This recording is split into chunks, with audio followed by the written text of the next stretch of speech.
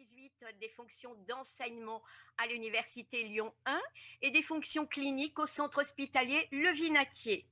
Vous avez également dirigé de 2003 à 2017 une équipe de recherche de l'Institut de sciences cognitives du CNRS. Vous êtes également directeur scientifique de l'EMC Psychiatrie depuis 2013. Auteur de nombreux ouvrages, dont dernièrement Covid-19 et détresse psychologique, 2020, l'Odyssée du confinement, qui est paru en octobre dernier chez Odile Jacob. Et sans connaître le contenu de votre exposé, déjà des interrogations.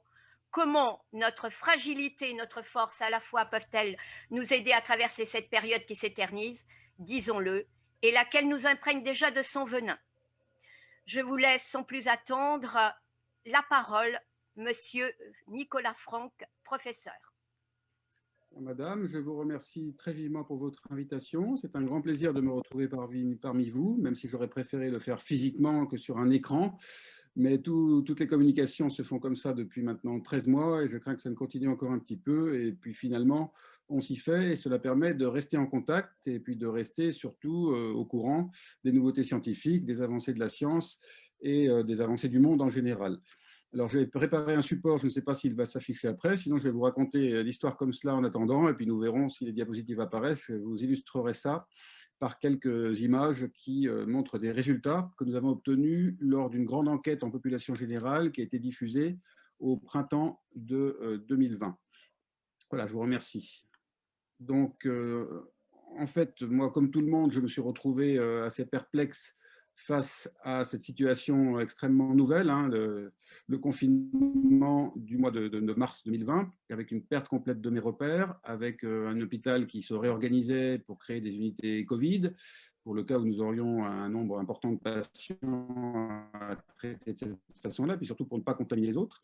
Je me suis retrouvé avec une perte complète de mes repères personnels, puisque j'étais quand même confiné le week-end, avec toute la famille qui était bouleversée, les enfants à la maison. Donc pour moi, comme pour vous tous, probablement, c'est un mini-traumatisme, avec l'avant et l'après. Moi, je me souviens de ce que je faisais le 11 septembre 2001, et bien, je me souviens de ce que je faisais également le 16 et le 17 mars 2020, avant et pendant le début du premier confinement, qui a été le plus strict et qui nous a tous marqués de manière extrêmement sévère. Donc, face à cette perte de repères, face à ce changement très brutal de mode de vie, avec des rues, vous verrez peut-être mes diapositives après, des rues désertiques non seulement dans nos villes françaises, mais dans le monde entier, je me suis demandé comment la population allait faire face. J'ai interpellé quelques collègues, dont Frédéric Asbart, qui est maître de conférence praticien hospitalier dans mon pôle, qui travaille donc avec moi depuis quelques temps maintenant, et puis Élodie Zante, qui était interne de psychiatrie à ce moment-là. Je les ai interpellés sur une manière d'interroger la population. Et nous avons très rapidement, pendant la première semaine de confinement, monté une grande enquête en population générale dont je vais vous présenter les principaux résultats. Et puis en parallèle, je me suis dit qu'il fallait considérer de manière plus globale tout cela, comparer cette période à d'autres périodes ou d'autres situations où les êtres humains sont isolés et enfermés. Et donc, j'ai eu le projet de ce livre que j'ai conçu, dont vous avez parlé, que vous avez cité, que j'ai conçu pendant les premiers jours du confinement. J'ai contacté Odile Jacob et très rapidement, je me suis mis à l'écriture et j'avais fini de l'écrire le 10 mai, la veille du déconfinement. Et puis effectivement, il est paru la veille du reconfinement de l'automne, vous l'avez dit tout à l'heure, il est paru le 28 octobre. Donc pour moi, c'est vraiment un témoignage de cette période. C'était aussi une manière de me sentir utile et en harmonie avec tous mes concitoyens qui étaient confinés, alors que moi, je ne l'étais pas, puisque je devais réorganiser l'hôpital, cellule de crise tous les jours, changement complet d'organisation, fermeture de tous nos dispositifs ambulatoires pour tout recentrer sur l'hôpital lui-même, qui était coupé du monde pour ne pas contaminer les patients qui y étaient. Enfin, ça a vraiment été quelque chose d'extrêmement bouleversant à tout point de vue. Mais malgré tout, je me sentais dans une espèce de petite bulle protégée, puisque j'étais avec des collègues, j'étais avec des patients, et nous avancions ensemble. Et je me suis demandé comment les gens qui étaient seuls chez eux allaient faire. Et donc, nous avons monté cette enquête qui était destinée non pas à avoir l'impact traumatique, ça je vous en parle maintenant parce que c'est une réflexion qui m'est venue a posteriori, mais plutôt comment la population allait surmonter ça. Donc je rappelle les circonstances, merci pour la diapositive. Effectivement, ce confinement a commencé en mars et c'est fini en mai, il a duré 8 semaines, mais au départ nous pensions que c'était pour 2 semaines, c'est ce qui avait été annoncé. Après 2 semaines de plus, après 4 semaines de plus, ce qui a fait 8. Mais au départ, c'était simplement une rupture très soudaine qui était censée durer peu de temps. C'était une petite période comme ça qui allait nous permettre de nous libérer du virus, c'est ce qu'on croyait au départ. On y a tous plus ou moins cru. Quand on nous a dit dans 2 semaines, on verra ce qu'on fait, et puis peut-être qu'on pourra déconfiner, on y a tous cru. Puis finalement, ça s'est prolongé, prolongé, prolongé. Et puis on s'est installé dans une espèce de routine qu'on a dû recréer. Pour ceux qui en étaient capables et pour ceux qui n'en étaient pas capables, ça a été s'enfoncer dans les difficultés psychiatriques ou psychologiques. Après, je rappelle que le déconfinement n'a pas été brutal, parce que les expériences de déconfinement brutal qui ont eu lieu dans le monde auparavant se sont soldées par des explosions émotionnelles, des passages à l'acte, des consommations de toxiques. Donc là, je pense que c'est tenant compte de ça que les pouvoirs publics ont déconfiné sur 3 semaines, ce qui était une bonne chose. Et à ce moment-là, les déplacements étaient limités à 100 km dans un premier temps. Il y avait un couvre-feu et puis d'autres contraintes. Pendant l'été, moi, je me rappelle que tout le monde a cru que nous étions délivrés.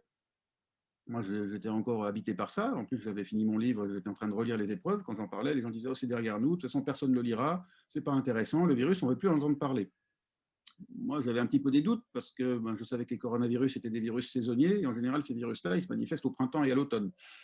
Et donc, j'ai insisté, on va rester un tout petit peu sur la diapositive d'avant, j'ai insisté auprès d'Odile Jacob en lui disant « Mais non, ça va intéresser les Français à l'automne, parce que le virus va revenir, il faut absolument le publier là, et pas en janvier 2021, comme elle me le proposait. » Après, elle m'a remercié, elle m'a dit que j'avais raison, et qu'on a bien fait de le publier effectivement le 28 octobre, et non pas en janvier de cette année. Donc, le deuxième confinement a été moins traumatique, probablement parce qu'il était moins intense, mais il était pourtant plus délétère sur la santé mentale, comme nous le verrons tout à l'heure, parce qu'il est venu après une succession d'épreuves. Le premier confinement, la période transitoire, et puis les restrictions qui se sont mises en place pendant l'été. Donc, ce n'est pas parce que le confinement est plus léger, le deuxième que le premier, le troisième que le deuxième, que c'est plus facile pour la population. Ça, il faut bien l'avoir en tête.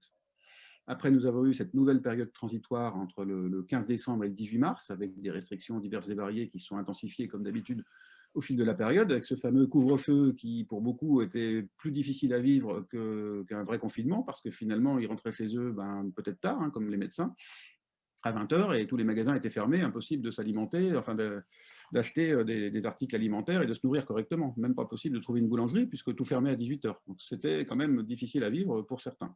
Et les gens étaient censés travailler. Et puis depuis le 18 mars, progressivement, un troisième confinement qui s'est installé, avec d'abord 2 régions et demie, 19 départements, et puis finalement toute la France depuis la semaine dernière. Donc là, on peut passer à la diapositive suivante, qui vous illustre un petit peu ce qui se passait. Je rappelle simplement que lors du premier confinement, nous étions vraiment dans une crainte très importante par rapport au virus. Nous avions l'impression que c'était quelque chose proche de la peste noire qui déferlait d'Asie à travers les steppes. C'était pratiquement ça, puisque nous voyons ce qui se passait chez nos voisins italiens, avec des services de réanimation complètement débordés, des choix de patients à réanimer ou à ne pas réanimer. C'était quelque chose d'extrêmement difficile. Et je me rappelle mes collègues qui me disaient « mais ça va tomber comme des mouches, il y aura plein de morts, ça va être affreux ». Donc cette peur, elle était très forte pour soi, pour ses proches, pour les personnes âgées, mais aussi pour tous les autres. Et on ne savait pas le taux de mortalité à l'époque. On l'a su un petit peu plus tard. Je me rappelle qu'en écrivant mon livre, j'ai dû faire des recherches. Il y avait l'histoire de ce bateau, le White Diamond, ou je ne sais plus comment il s'appelle, d'autres, un comté en Californie, un pays aussi scandinave. Et petit à petit, ces données sont tombées au printemps, mais au début, on pensait que c'était une maladie extrêmement mortelle, donc la peur était très forte, ce qui fait que la perte de liberté, la restriction de circulation et l'isolement, finalement, ont été bien acceptés par la population, parce que la population se sentait protégée. Et ça, c'est ressorti de notre enquête. Donc, il y avait cette peur qui était combinée à un désœuvrement, puisque toutes les activités habituelles étaient perdues, dont les activités professionnelles, puisque le travail à cette époque-là était vraiment suspendu de manière nette, l'école était suspendue, et ceci pour une durée longue, et beaucoup de gens se sont retrouvés tout seuls, donc avec un isolement social imposé, donc des circonstances très difficiles. Désœuvrement, isolement, ça conduit à s'occuper comme on peut, y compris à consommer des substances, à consommer des écrans, ou à se laisser aller complètement, à laisser se désorganiser son quotidien. Donc, c'était une période vraiment très difficile, avec une sorte de sidération au départ, du fait de la brutalité du changement, et puis petit à petit, la reconstruction ou pas de repères. Ceux qui ont reconstruit des repères ont été heureux. Moi, je pense à un ami qui est célibataire, qui habite à Paris, qui travaille en banlieue. Là, d'habitude, il fait 4 heures de transport par jour. Là, il n'en faisait plus, puisqu'il était en télétravail au début, puis après en chômage technique, partiel puis total. Mais bon, il s'était remis au piano de manière beaucoup plus intensive. Il allait se promener sur son heure de liberté, courir dans son quartier à Paris qui était désertique, qui n'avait pas de voiture, pas de pollution. C'était plutôt agréable. Et pour lui, par exemple, c'était une période qui était sympathique. Moi, quand je traversais Lyon en vélo désertique, ni piéton, ni voiture, certes, tous les magasins fermés dans une ambiance post-apocalyptique, mais quand même un très beau temps et puis la possibilité de circuler en vélo sans aucun risque avec un air qui était pur, ce n'était pas quelque chose qui était désagréable. Ce qui était plus compliqué, c'est ce qui se passait pour tous mes concitoyens. Donc, bah, pour ces deux exemples-là, nous deux, nous nous sommes adaptés. Bon, moi, je n'étais pas confiné, puis encore une fois, j'étais à l'hôpital, mais je l'étais quand même le week-end. Cet ami-là était confiné, mais on a tiré le meilleur parti de cette période. Mais pour d'autres, c'était plus difficile, parce que ben, leur quotidien s'est complètement désagrégé.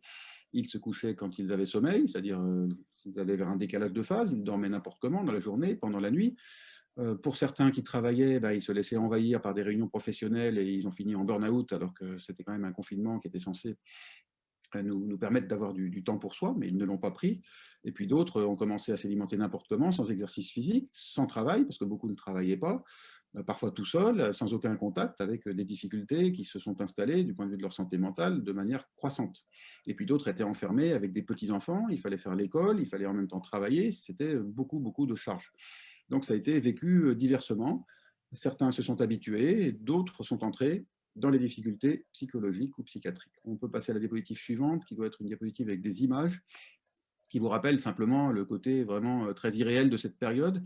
Mais moi, ça m'a fait comprendre, en tant que psychiatre, ce que vivent mes patients, ce que me rapportent mes patients qui ont une déréalisation, ce qu'on appelle l'expérience de déréalisation, c'est-à-dire de modification de la réalité, ce qui se produit évidemment non seulement dans les troubles psychotiques, mais dans n'importe quelle crise d'angoisse, et peut-être vous y avez eu affaire aussi, quand on est très anxieux, quand ça atteint un pic, quand c'est vraiment l'angoisse aiguë, eh bien, on peut vivre une impression un petit peu comme ça, que la réalité n'est plus ce qu'elle était, qu'elle n'est pas ce qu'elle devrait être. Et vous voyez, bah, toutes les villes du monde étaient désertiques, avec même des animaux. Là, on voit un loup sur la baie de San Francisco, ce qui n'avait pas été vu depuis bien longtemps. Nous pouvons passer à la diapositive suivante. Donc là, c'est une petite introduction aux conséquences que tout cela a pu avoir finalement sur notre santé mentale. Pour vous dire que la santé mentale, ça n'est pas une dichotomie entre être en bonne santé, être en mauvaise santé. Mais c'est d'ailleurs la même chose dans tous les domaines de notre santé. On peut avoir une santé cardiaque médiocre, ou très bonne, ou très mauvaise. Ben, on peut avoir une santé mentale très bonne, ou moyenne, médiocre, ou très mauvaise. Très mauvaise ou mauvaise, c'est quand on a une maladie avérée, une dépression, un trouble anxieux, une addiction, ou une schizophrénie, un autisme, etc. Même si l'autisme est plus vu comme une particularité maintenant, dans beaucoup de cas, c'est quand même une souffrance importante pour la personne, qui va considérer que sa santé mentale est mauvaise. Mais entre ça et puis le bien-être qui caractérise bon nombre d'entre nous, le ressenti de bon nombre d'entre nous d'habitude, c'est-à-dire une satisfaction, un espoir en l'avenir, un sentiment d'utilité, une confiance, une motivation pour faire des choses. Entre les deux, il y a tout un tas de stades intermédiaires qu'on va appeler mal-être. Le mal-être, il peut se caractériser par un pessimisme. On va revenir sur la diapositive d'avant, merci. Une irritabilité, un ennui, et peut-être des troubles du sommeil, des troubles de l'appétit, etc., etc. Donc progressivement, nous allons voir qu'au cours de ce premier confinement, et puis a fortiori du deuxième confinement et de toutes les épreuves auxquelles nous avons été confrontés, la population est en moyenne passée d'un stade de bien-être à un stade de mal-être. Et puis les plus fragiles d'entre nous sont passés dans les troubles avérés, avec soit quelques symptômes, ça peut être des troubles du sommeil, ça peut être une irritabilité, l'impossibilité de se projeter. Là, on est au-delà du mal-être quand ça se constitue de manière très solide. Mais après, quand plusieurs symptômes s'agrègent et que la personne ne peut plus faire face à son quotidien, là, on est dans le trouble avéré. Et donc, ce qui s'est passé, c'est que plus de personnes que d'habitude sont entrées dans des troubles psychiatriques avérés du fait de toutes ces épreuves qui se sont succédées. On peut passer à la diapositive suivante. Les diapositives suivantes vous illustrent ce que l'on savait déjà à ce moment-là. Une méta-analyse du Lancet a pris en considération des confinements, des quarantaines lors de l'épidémie précédente. Et elle a montré que ces quarantaines étaient associées à une augmentation des stress aigus, des stress post-traumatiques, de l'anxiété, de la dépression et des addictions. Cette méta-analyse, elle est sortie en mars, au moment où l'épidémie arrivait en France, à peu près.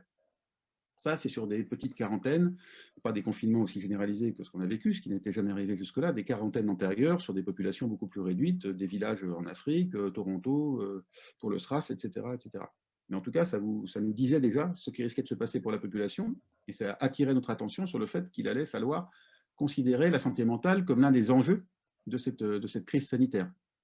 Il n'y avait pas que effectivement les détresses respiratoires et globalement les conséquences du virus sur l'organisme, mais aussi bien sûr les conséquences économiques et encore la santé mentale, non seulement du fait de la peur générée par la contamination et puis l'atteinte cérébrale possible par le virus, mais aussi du fait des mesures prises pour lutter contre la contamination.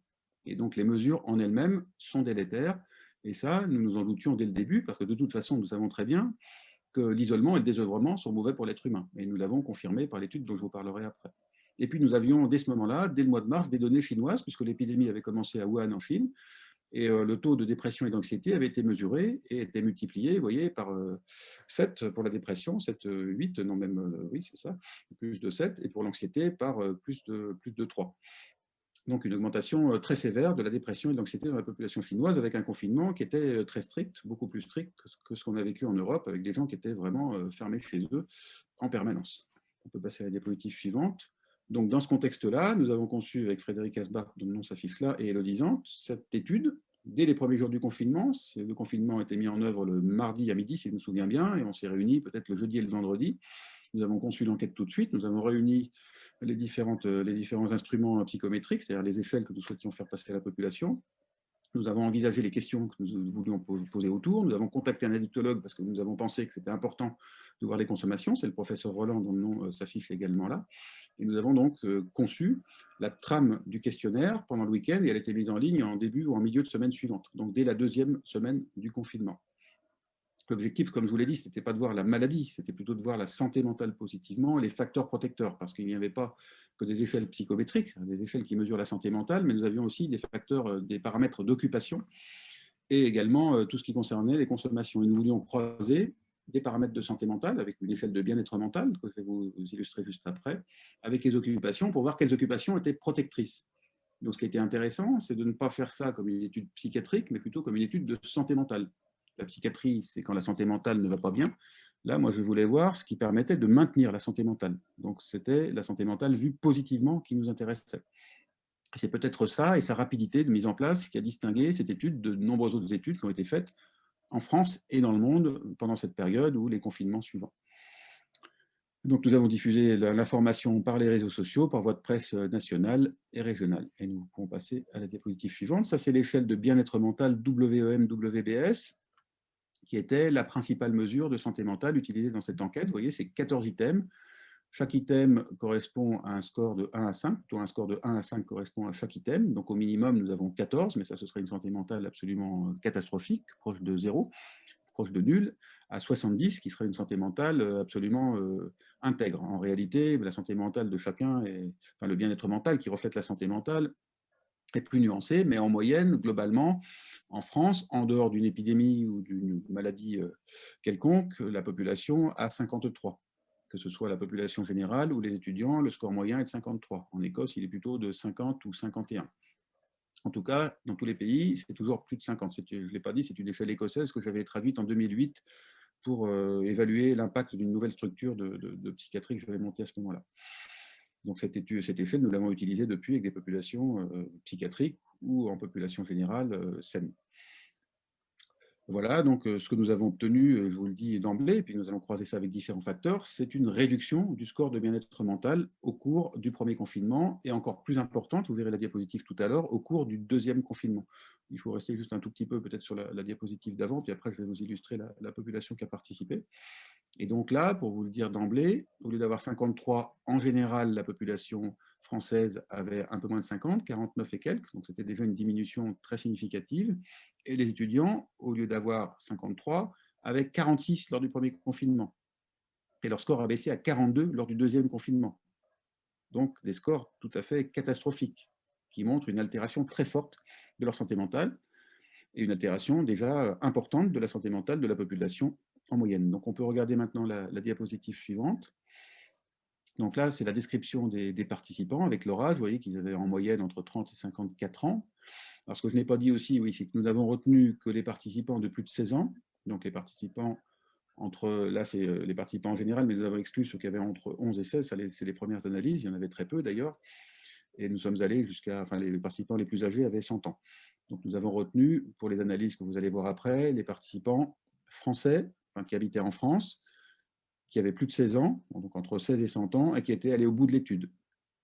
Nous avons eu beaucoup d'engouement, donc je me rappelle que les réponses, tout compris, hein, autres pays compris, participants n'allant pas jusqu'au bout compris, nous en avions eu plus de 5000 en 12 heures et plus de 10 000 en 24 heures, et plus de 20 000 en une semaine. Mais sur les 20 000 et quelques qui habitaient en France, qui avaient plus de 16 ans, etc., déjà, il y en avait 8 500, je crois, qui n'avaient pas répondu jusqu'au bout. Donc les données que vous allez voir après, c'est essentiellement les données de la deuxième semaine de confinement, parce que c'est là que nous avons le plus de données. Et ça concerne environ 11 400 Français de plus de 16 ans, enfin personnes vivant en France de plus de 16 ans qui avaient répondu jusqu'au bout de l'étude. Et parmi celles-ci, vous voyez, c'était surtout des personnes de 30 à 55 ans, à 54 ans, qui étaient aux 2 tiers mariées ou en couple, mais célibataires pour un quart, ou divorcées ou veuves pour les autres. Et la moitié d'entre elles avaient des enfants, la moitié n'en avait pas. Et vous voyez que nous avions une surreprésentation des professions de santé, parce que c'était partie de nous, et des cadres et professions intellectuelles supérieures.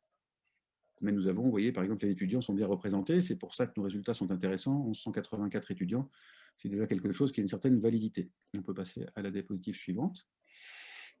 Donc là, ça vous illustre ce que faisaient les Français pendant la 2e semaine de confinement. Vous voyez qu'il y en avait quand même un peu moins de la moitié qui travaillaient ou qui étudiaient. Plus de 4 heures par jour. Et plus de 4 sur 5, plus de 80% qui travaillaient ou qui étudiaient au moins un peu. Donc oui, pour vous décrire le tableau, les 2 colonnes, enfin les colonnes numéro 2 et 3, c'est le fait de faire ou pas l'activité. Donc là, ça permet de voir ce qui n'est pas fait. Ce qui est intéressant, c'est ce qui est en négatif. Par exemple, vous avez plus d'1,5% de la population qui ne parlait avec personne. Donc ça, c'est déjà un petit peu inquiétant. Vous avez aussi un peu moins d'1,5% de la population qui n'était pas connectée à Internet. Difficile de s'informer dans ces cas-là parce que tout passait par Internet. Donc ça, c'est plutôt à prendre de cette manière-là. Et puis les colonnes de droite, la 3e, enfin la 4e et la 5e, c'est pour les activités qui avaient une importance quantitative pour la population. Et donc là, vous voyez que ce que les gens faisaient le plus, c'était travailler ou étudier, un peu moins de la moitié de la population, discuter avec les profs, plus de 4 heures par jour, c'était déjà qu'une personne sur 6 environ, s'occuper des enfants, c'était un peu moins d'une personne sur 5, beaucoup plus de personnes avaient des enfants, on a dit que c'était 1 sur 2. Certains étaient à la maison et ils s'en occupaient, mais ceux qui s'en occupaient plus de 4 heures par jour, c'est ceux qui avaient évidemment des petits-enfants. Et vous voyez, environ une personne sur 5 allait sur Internet plus de 4 heures par jour. C'était peut-être pour travailler, c'était peut-être pour aller sur les réseaux sociaux, pour communiquer, je ne sais pas. Et puis, vous pouvez regarder aussi des activités telles que bricolage, ménage, cuisine, puisque beaucoup de gens s'y étaient mis, en disant que c'était pour eux une saine occupation qui allait leur permettre de tenir le coup. Mais très peu de personnes, finalement, faisaient ça plus de 4 heures par jour pendant la 2e semaine de confinement. Probablement, c'est après que les gens recréent une routine autour de telles activités de loisirs qui leur permettaient effectivement de s'occuper et de positiver cette période. Donc les pénuries de farine, effectivement, si on essaye de s'en souvenir, ça n'était pas pendant la 2e semaine, c'est apparu plus tard, parce qu'effectivement, les magasins, les rayons de farine dans les épiceries ou les grands magasins étaient vides. On peut passer à la diapositive suivante, mais plus tard dans la période. Si on regarde maintenant les consommations, vous voyez l'augmentation de café, de la consommation de café, une personne sur 5, des aliments gras ou sucrés, plus d'une personne sur 3. Et je vous rappelle qu'à cette époque-là, pendant le premier confinement, les Français avaient pris en moyenne quelques kilos quand même, parce qu'ils s'alimentaient n'importe comment, ils mangeaient plutôt des chips et des barres chocolatées, surtout pour ceux qui étaient confinés seuls, ou même parfois en famille, parce qu'il n'y avait plus d'obligation, plus de structuration finalement sociale de notre quotidien. Donc ça a pu laisser des traces derrière. Il a fallu se remettre à faire de l'exercice physique et réguler de nouveau son alimentation pour perdre ces quelques kilos, mais certains ne les ont pas perdus. Consommation d'alcool, une personne sur 5 quand même a augmenté sa consommation d'alcool, c'est beaucoup. Et les écrans, c'est plus de 2 tiers de la population. Alors ça n'est pas grave, hein, c'est normal d'augmenter sa consommation d'écran pour pouvoir travailler, pour pouvoir communiquer, puisque tout était comme ça. Mais ce qui est inquiétant, c'est ce qui est sur la diapositive d'après, si vous voulez la regarder. Diapositive d'après, vous voyez l'augmentation de la consommation de cannabis, d'alcool, de tabac, d'aliments caloriques. C'est ce qui est en rose pour ce qui est modéré. Et la perte de contrôle, c'est ce qui est en rouge. Et vous voyez, ce qui est inquiétant, c'est la perte de consommation, la perte de contrôle de la consommation d'écran. C'est une personne sur 6 environ en France. Ça veut dire qu'une personne sur 6, ça peut devenir dépendante des écrans si elle a perdu le contrôle. Quelques personnes ont perdu le contrôle de la consommation de tabac, d'alcool et de cannabis, mais beaucoup plus des écrans. Donc ça, c'est ce qui fait que peut-être vous vous êtes mis à regarder votre smartphone, voir vos emails jour et nuit pendant le confinement et que ça a pu laisser des traces, des séquelles après le confinement. Donc la question qu'il faut vous poser, c'est avez-vous repris votre liberté par rapport à votre smartphone, votre ordinateur portable ou votre ordinateur fixe par rapport aux écrans, c'est-à-dire regarder ses emails, faire des jeux de plateau, ça c'est plutôt pour nos enfants, des jeux en ligne. À plusieurs, c'est très addictogène, ou des activités de jeux en ligne avec de l'argent qui rendent aussi très dépendants. On peut passer à la diapositive suivante. Le bien-être selon l'âge, eh bien, vous voyez, plus les personnes avancent en âge, plus c'est facile pour elles finalement d'affronter un confinement quand c'est le début. Ça, ce sont les chiffres de la 2e semaine de confinement. Les personnes les plus âgées qui étaient les plus victimes du virus se sentaient rassurées. Vous voyez, 75 ans et plus, ce sont ces personnes qui ont construit leur vie, qui sont dans un confort relatif ou réel, un confort avéré plus important. qui sont entourés par leurs proches au moins par téléphone ou qui étaient peut-être confinés avec eux, ce sont ces personnes qui ont le mieux supporté le premier confinement. Et puis surtout, c'est très proportionnel. Entre 16 ans et 100 ans, ça n'arrête pas de monter à mesure au fil des tranches d'âge. Et ce résultat que nous avons observé en France, ça a été le même au Canada. J'étais il n'y a pas longtemps à une conférence à Montréal, en visio, hein, évidemment, avec une collègue canadienne qui avait fait une étude un petit peu similaire. Et c'est pareil, pour elle, les pires chiffres étaient pour les grands adolescents et les jeunes adultes. C'est eux qui ont le moins bien supporté le confinement du point de vue donc, de leur santé mentale. Et vous voyez, ça ne s'arrête pas là, il n'y a pas ensuite un pic, un creux, ça monte progressivement. Plus on avance en âge, plus on construit sa vie, plus on construit ses assises, mieux on supporte ce type d'épreuve. Ça, c'est intéressant de le savoir. On peut passer à la diapositive suivante. Plus on est entouré, plus c'est facile. C'est plus facile pour les gens en couple que les gens célibataires, c'est plus facile pour les gens qui déclarent, qui ressentent avoir un soutien social que pour ceux qui sont seuls, et c'est plus facile pour ceux qui téléphonent, qui ont des contacts sociaux directs, des contacts sociaux par Internet, etc., que pour ceux qui n'en ont pas. Donc, message important, il faut affronter l'épreuve à plusieurs, il faut être solidaire. Si on est tout seul, il faut téléphoner, il faut se débrouiller pour être entouré. Ça, c'est très important pour supporter ce type d'épreuve. En tout cas, plus on s'isole, seul, pire c'est. On peut passer à la diapositive suivante. Alors, en fonction des catégories professionnelles, vous voyez, les professions de santé, les travailleurs sociaux, les artisans commerçants, les cadres aux professions intellectuelles supérieures ont eu le bien-être le mieux préservé de la population. Vous voyez, les étudiants sont en bas. 46, c'est très bas. Les ouvriers, les employés, les agriculteurs, c'est très bas. Les agriculteurs, c'est probablement bas d'habitude. Je n'ai pas les chiffres en dehors de cette période. Mais en tout cas, les professions qui étaient utiles pour surmonter la crise, qui se sentaient utiles, puisqu'on les a déclarées, c'est le mot qui était employé officiellement, sont celles qui ont le mieux supporté, effectivement, le confinement. Et je vous rappelle que les soignants étaient applaudis tous les soirs. Moi, je rentrais chez moi, j'avais la rue complète qui m'applaudissait au balcon à 20h pile. Des gens que je ne connaissais pas du tout, je ne sais pas comment ils savaient que j'étais médecin, mais tous les soirs, ils m'applaudissaient. J'arrivais, j'avais mon vélo, ils m'applaudissaient, je rentrais chez moi, je pouvais ouvrir ma fenêtre et ils continuaient à m'applaudir. Ou s'ils étaient déjà rentrés, je les entendais, j'ouvrais la fenêtre. Et donc, c'était un message qui était vraiment destiné à des personnes, et ça nous a porté. Et cet élan de solidarité nationale, on a observé que pendant ce premier confinement, mais quand même d'un bout à l'autre, pendant 8 semaines, c'était quelque chose de très beau.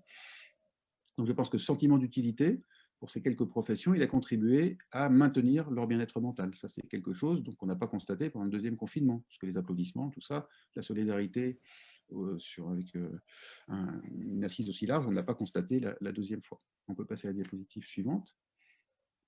Alors après, plus le confort du logement est important, plus c'est facile, vous voyez, le bien-être mental est bien supérieur quand on a un logement de plus de 120 mètres carrés plutôt qu'une chambre de bonne entre 3 et 17 mètres carrés, c'est complètement proportionnel. On peut passer à la diapositive suivante. Là, vous avez les valeurs du début du confinement en violet, plus c'est clair, mauve clair, plus c'est le début. C'est le pic qui est le plus à droite et le plus en haut. Et plus on va vers le vert clair, plus on avance dans les semaines du confinement. Donc, je vous ai dit que l'enquête avait commencé la deuxième semaine du confinement, on l'a laissé ouvert pendant tout le premier confinement. Et donc là, vous voyez les résultats de la deuxième, troisième, quatrième, jusqu'à la 8e semaine. Plus on avance, plus ça se décale vers la gauche, plus ça s'aplatit. Donc l'hétérogénéité augmente, mais globalement, en moyenne, le bien-être mental diminue au fil du confinement. En fait, la population française perd environ 0,2 ou 0,5, je ne me souviens plus exactement, points sur l'échelle de bien-être mental chaque semaine de confinement. Donc c'est pour ça qu'il faut limiter la durée de ce type d'épreuve. C'est un message que j'ai fait passer très rapidement au pouvoir public parce que ça me semblait extrêmement important. On peut aller sur la diapositive suivante. Là, vous avez la comparaison entre le premier et le deuxième confinement. En haut, c'est pour la population générale. Je vous ai dit qu'en moyenne, c'était un peu moins de 50, c'est un peu plus de 49, en fait, 49,23 pendant le premier confinement. Pendant le deuxième, la population française avait seulement 45,5. C'est un score très faible. Donc la morosité s'est intensifiée, est allée vers une dépression légère pour la population au fil des épreuves, et ça s'est installé pendant l'automne. En plus, c'est une période dépressogène avec moins de lumière, donc c'était vraiment très difficile ce deuxième confinement à l'automne, et on le voit avec ces chiffres que nous n'avons pas encore publiés. La publication est en cours d'écriture. Pour les étudiants, bah, vous voyez, c'était encore pire pendant le deuxième confinement que pendant le premier. Le premier, ils avaient 46, qui est un score déjà très faible. 42, c'est un score effondré pendant le deuxième confinement. Et puis les travailleurs, bah, c'est comme la population française moyenne, c'était pire au deuxième confinement qu'au premier. On peut aller sur la diapositive suivante. 2 publications scientifiques qui sont accessibles en ligne gratuitement. Il suffit de cliquer le nom des auteurs ou les titres, vous allez les trouver, sont affichés sur la gauche. Ce sont des articles que nous avons écrits en avril dernier, à chaud, avec les résultats de la deuxième semaine de confinement. Nous avons un autre article sur la santé mentale des jeunes avec des troubles psy qui est soumis à une revue scientifique. Nous attendons le retour des relecteurs et nous avons un autre article sur l'évolution, c'est les courbes là, avec la décroissance de la santé mentale, du bien-être mental pendant le premier confinement, qui est également soumis à BMC Psychiatrie. Nous attendons le retour de la revue. Et puis le livre dont je vous ai parlé, Covid-19 et les détresse psychologiques, qui non seulement vous montre les résultats de cette étude, mais met en perspective cette épreuve-là qui a affligé toute la population française, avec des situations un petit peu similaires d'isolement et de désœuvrement, les navigateurs solitaires, les spéléologues, les astronautes, etc., parce que ça permet comme ça de trouver des stratégies utiles pour affronter l'épreuve, puisque ce sont des situations qui sont préparées, les astronautes se préparent et choisissent évidemment l'épreuve, et idem pour les sous-mariniers, idem pour les spéléologues, donc leurs conseils étaient utiles, et j'ai voulu un peu faire état de leur expérience. J'ai parlé également dans ce livre de différentes épidémies qui ont affecté l'humanité, avec la notion qu'on s'en sort toujours. L'humanité, même quand il n'y avait pas de vaccin, sortait des épidémies. Évidemment, c'était un petit peu plus long, c'était souvent quelques années.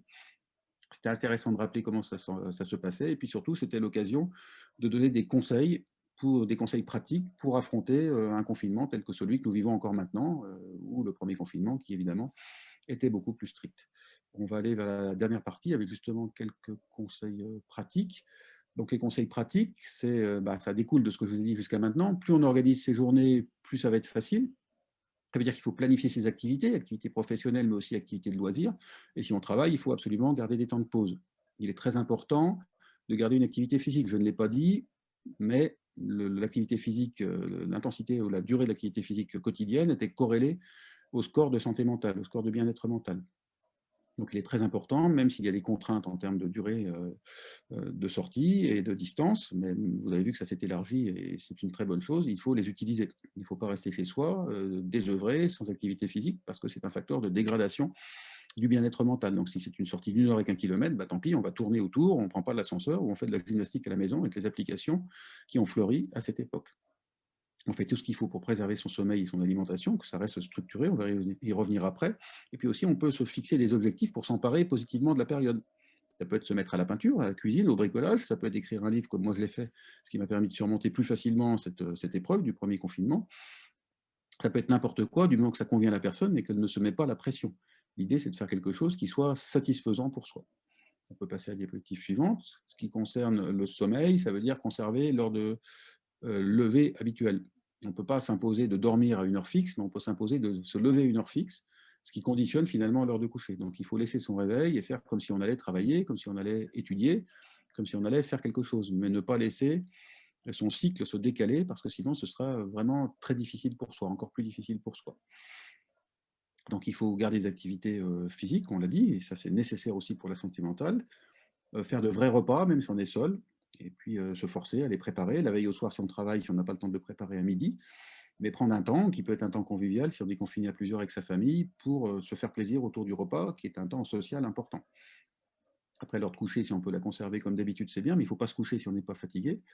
Garder des activités qui sont positives pour soi, qu'on va labelliser bien-être, qui seront quelque chose, qui seront un élément vraiment d'espoir, et un élément qui permet d'avoir un vécu positif de cette période, ce qui est important, surtout quand il n'y a pas de limite de durée, comme pour le confinement de mars 2020. Limiter le temps passé sur les écrans, surtout le temps inutile à errer dans les réseaux sociaux, ça c'est quelque chose qui est très important. Et puis garder un lien social, que ce soit prendre un apéritif en visio, faire des concerts symphoniques en visio, comme on a pu le voir au printemps 2020, avec chaque musicien d'un orchestre symphonique devant sa caméra et son écran, et qui s'accordait avec les autres. Et ça, c'était vraiment des belles expériences. Et puis téléphoner aux amis ou à la famille avec qui on a envie d'échanger. On peut passer à la diapositive suivante. Peut-être l'apport de la philosophie, c'est aussi renoncer à lutter contre ce contre quoi on ne peut rien faire. Évidemment, si on sait que ça va durer 2 semaines, 4 semaines, ça nous donne un repère, ça suffit, mais ce n'est pas la peine de ruminer ça toute la journée parce que ça ne changera rien. Ça permet d'accepter plus facilement les frustrations qui sont imposées. Et puis se montrer solidaire, se projeter au-delà de la période actuelle, ça veut dire maintenant, par exemple, imaginer la sortie de crise peut-être cet été, à la fin de l'été, c'est ce qu'on a dit, quand la majorité de la population française sera vaccinée, et la population européenne, on pourra de nouveau circuler, les contraintes vont se lever normalement progressivement à partir du printemps, j'espère que ça sera confirmé. Ça dépend vraiment de facteurs qui nous échappent, hein, en particulier les mutations du virus, et puis la rapidité du calendrier vaccinal et l'investissement des Français. Moi, je vous encourage évidemment à vous vacciner, parce que bien entendu, le rapport bénéfice-effet indésirable est très positif, hein, même si on décrit, même avec le vaccin de pire, quelques cas de thrombose atypique. C'est toujours moins grave que d'avoir une forme respiratoire sévère du coronavirus et un risque de décès quand même élevé, même pour une classe de population, une tranche de population jeune. Donc évidemment, il faut se vacciner avec le vaccin qui correspond à votre tranche d'âge. On peut passer à la diapositive suivante.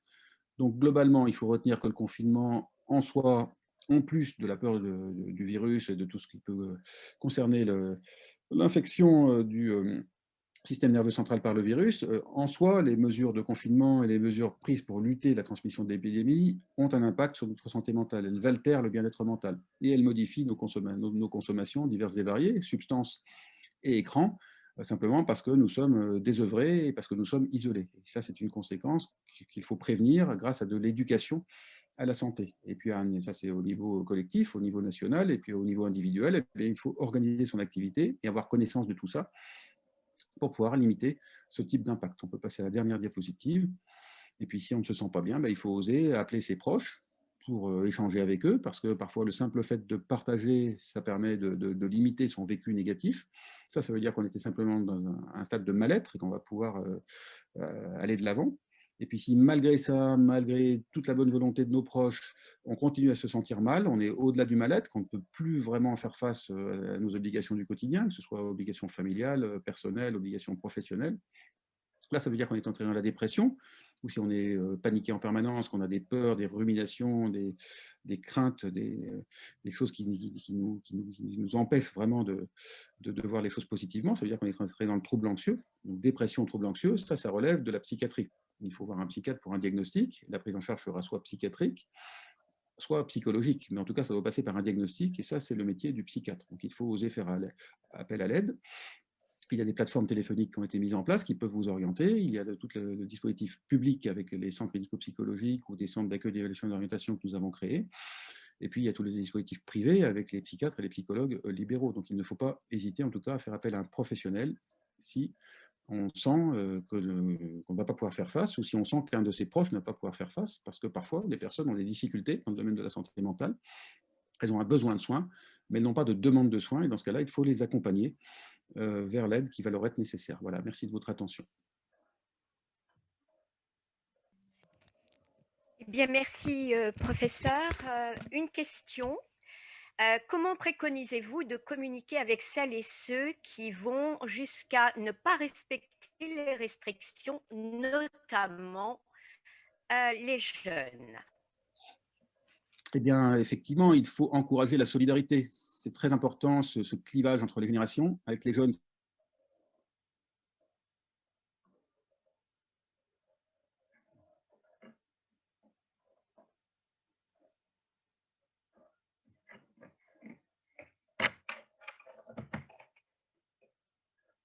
Enfin, je ne sais pas, organisé au niveau d'une famille, ça les engage finalement dans quelque chose qui a un sens pour eux.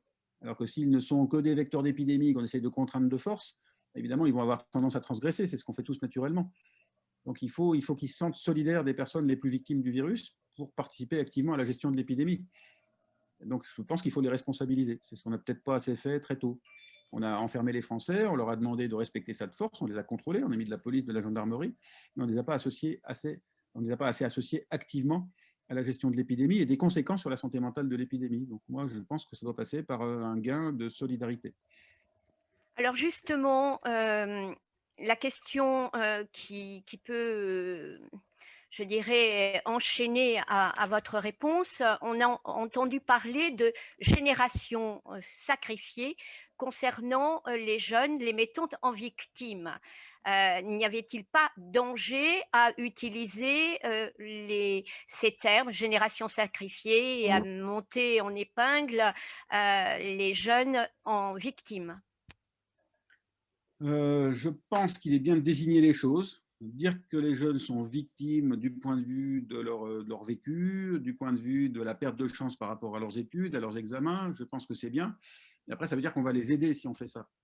Et la solidarité, elle va dans les deux sens. Les personnes les plus âgées doivent aider les jeunes à réussir leurs études, leur vie, à se projeter dans l'avenir, et les plus jeunes doivent aider les personnes âgées à ne pas être victimes de l'épidémie en ne transmettant pas, et puis en les aidant matériellement, en apportant les courses, en mettant bien leur masque, en ne les touchant pas, etc., etc. Mais je crois qu'il vaut mieux dire les choses, c'est-à-dire que faire comme si les jeunes supportaient bien l'épidémie, je crois que ce ne serait pas une bonne chose. Mais faire comme si les personnes âgées n'allaient pas être victimes physiquement de l'épidémie, comme s'il ne fallait pas qu'elles soient prioritaires pour la vaccination, ce ne serait pas une bonne chose non plus. Donc je pense qu'il faut informer globalement la population et puis surtout informer sur les tranches d'âge différentes qui ne sont pas la sienne. Si on fait ça, on augmente la solidarité. Si on met les jeunes d'un côté avec des consignes et surtout des contraintes, les personnes âgées de l'autre avec des contraintes, parce que moi j'ai vu des personnes âgées désespérées à l'automne qui disaient mais moi ça fait 6 mois que je n'ai pas vu mes petits-enfants, laissez-moi les voir. Si je suis malade, je ne veux pas qu'on me réanime, je ne veux pas prendre une place en réanimation, mais moi je préfère mourir en voyant mes petits-enfants qu'en étant comme ça, mais en pleurs, à la radio, ou au téléphone, ou par les réseaux sociaux pour ceux qui les avaient. C'était affreux. Et puis des personnes âgées qui disaient bah, moi, j'ai mon conjoint qui est en EHPAD, je ne peux même pas aller le voir. Pourquoi on interdit les visites en EHPAD? À quoi ça sert d'être prisonnier pour survivre? Et peut-être que finalement, cette personne, elle va mourir, elle aura vu personne pendant 6 mois, parce que tout était bloqué. Donc il y a vraiment eu des choses qui étaient pas bien gérées à ce moment-là. Et ça dépendait des institutions, c'est très variable. Parce que chacun faisait un petit peu comme il voulait. Moi, une dame, je me souviens, me disait bah, mon mari, il est dans un EHPAD où c'est une visite par semaine. Pourquoi l'autre, c'est 3 visites par semaine? Ça, c'était à l'automne. Vous voyez, donc il y aurait vraiment eu besoin de plus d'accompagnement, de plus de solidarité, d'être raisonnable. Regardez là, pourquoi dans les hôpitaux on applique la règle des 17 jours. Moi, hier, j'avais aucun psychiatre sur 3 unités d'hospitalisation et plein d'entrées. C'est moi qui ai vu toutes les entrées, alors que j'avais des choses à faire diverses et variées, dont préparer cette conférence. J'avais une autre conférence à faire. J'avais un groupe pour le ministère de la Santé. Bah, c'est moi qui vois toutes les entrées parce que on nous dit, voilà, jour de carence, cas contact, même pas malade, 17 jours. Il y a des choses qui sont un petit peu bizarres. Il y a des règles qui tombent comme ça et qui gênent le fonctionnement. Ça a été comme ça dans tous les domaines depuis le départ. Mais je pense qu'il faut communiquer, associer et peut-être plus décentraliser pour que En les effet, partenaires vous soient le plus avez en compte. En effet, vous avez à plusieurs reprises utilisé le mot solidaire, solidarité, sentiment d'utilité. Maintenant, a-t-on des chiffres concernant les suicides? Y a-t-il des études sur le niveau des pourcentages de suicides dus à la crise de cette Covid? C'est trop tôt. Les suicides, ça remonte très lentement. Moi, j'avais discuté de ça avec l'ARS, l'Agence régionale de santé, et le référent suicide de ma région, quand j'étais passé, c'était à l'automne, je crois, qui disait, l'ARS disait, il faut plusieurs années pour que les chiffres remontent. On le saura que plus tard. C'est très compliqué à faire. C'est le circuit habituel administratif. Ce qu'on sait, c'est que j'ai vu une méta-analyse internationale il n'y a pas longtemps qui a pris en compte un certain nombre de données très récentes sur le taux de dépression et d'anxiété, avec une multiplication par 7 du taux de dépression. Ce qu'on a vu sur l'étude finnoise que j'ai montré tout à l'heure, ça s'est confirmé largement dans tous les pays du monde par la suite. Donc Alors effectivement, justement, vous faites état de ce taux. L'OMS, pour certains pays, avait signalé simplement une multiplication par 3 de la prévalence des symptômes de la dépression. oui, ben ça, vous savez, ça dépend des études, ça dépend des critères qu'on met. C'est très compliqué. Ce sont des études qui sont faites avec des échelles. C'est du déclaratif, c'est de l'auto-évaluation. Donc tout dépend. Dans l'étude finnoise, c'était simplement une échelle de bien-être mental qui était prise pour décréter que si les gens étaient déprimés ou pas. Ça ne suffit pas, c'est une limite psychométrique, hein. Ça, je l'ai expliqué dans le livre et à d'autres endroits. Mais néanmoins, voilà, la méta-analyse plus récente, elle est plus sérieuse avec des échelles de dépression. L'anxiété, dans la méta-analyse finnoise, c'était quand même une échelle d'anxiété. Mais une maladie, ça se constate avec un psychiatre, avec le patient en face de soi. Ce n'est pas une étude en ligne avec des échelles comme ça. Donc évidemment, c'est une approximation.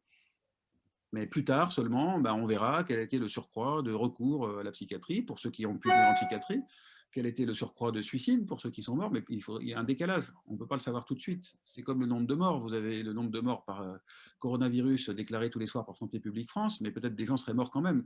Ce qui compte, c'est le surcroît de mortalité en 2020 par rapport à 2019, 2018, 2017. Mais vous voyez, ça, on l'a toujours a posteriori. Il faut que l'année soit finie. Vous avez la courbe de 2019 et la courbe de 2020, puis vous avez le pic du printemps et le pic de l'automne. Et on aura pareil pour 2021. Ça, c'est le vrai chiffre. Mais c'est toujours après.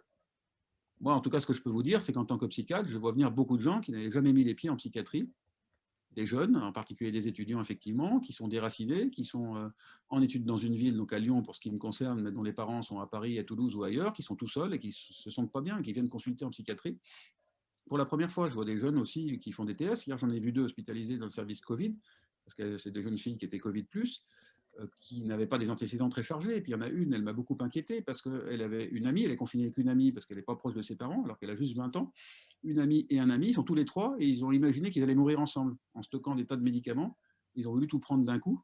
Et puis finalement, il y a quelqu'un qui a essayé d'alerter. Et les deux amies sont hospitalisées dans le même service. Et comme elles sont Covid, ben, elles sont dans ce service, isolées chacune de leur côté. Je trouvais ça assez inquiétant. C'est un peu le syndrome de Werther, vous voyez. Donc tout ça, c'est des tentatives. Après, le taux de suicide, je ne sais pas. Merci. Nous arrivons au bout du temps imparti. Je tiens à vous remercier et je crois que vous nous avez donné des recettes.